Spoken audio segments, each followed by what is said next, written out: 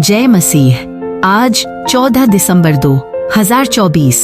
आज का वचन है इब्रानियों 12:28। इस कारण हम इस राज्य को पाकर जो हिलने का नहीं, उस अनुग्रह को हाथ से न जाने दें, जिसके द्वारा हम भक्ति और भय सहित परमेश्वर की ऐसी आराधना कर सकते हैं जिससे वह प्रसन्न होता है।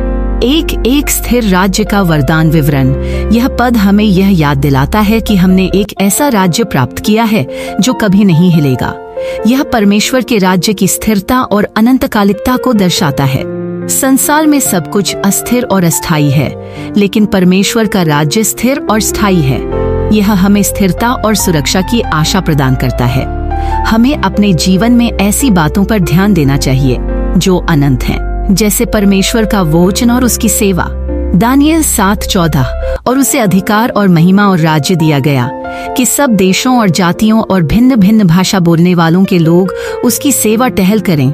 उसका अधिकार सदा का अधिकार है, जो जाता न रहेगा, और उसका राज्य ऐसा है जो नाश न होगा। 2.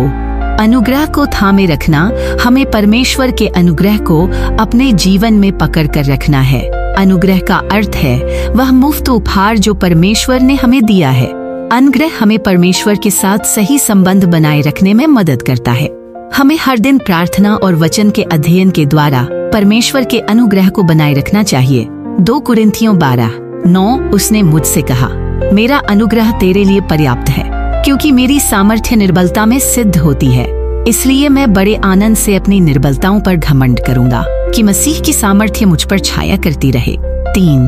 भक्ति और भय सहित आराधना। परमेश्वर की आराधना सच्ची भक्ति और आदर से करनी चाहिए। यह हमें यह समझने की याद दिलाता है कि परमेश्वर पवित्र और सर्वशक्तिमान है। हमारी आराधना केवल बाहरी कर्मकांड नहीं होनी चाहिए, बल्कि यह एक सच्चे और पवित्र हृदय से होनी चाहिए। आराधना में भाग लेते समय हमें ध्यान रखना चाहिए कि हम परमेश्वर को सम्मान और आदर दें। यूहन्ना 4:24। परमेश्वर आत्मा है, और जो उसके भजन करते हैं आवश्यक है कि आत्मा और सत्य से भजन करें। 4. परमेश्वर को प्रसन्न करना। हमारी आराधना और जीवन ऐसा होना चाहिए जो परमेश्वर को प्रसन्न करे।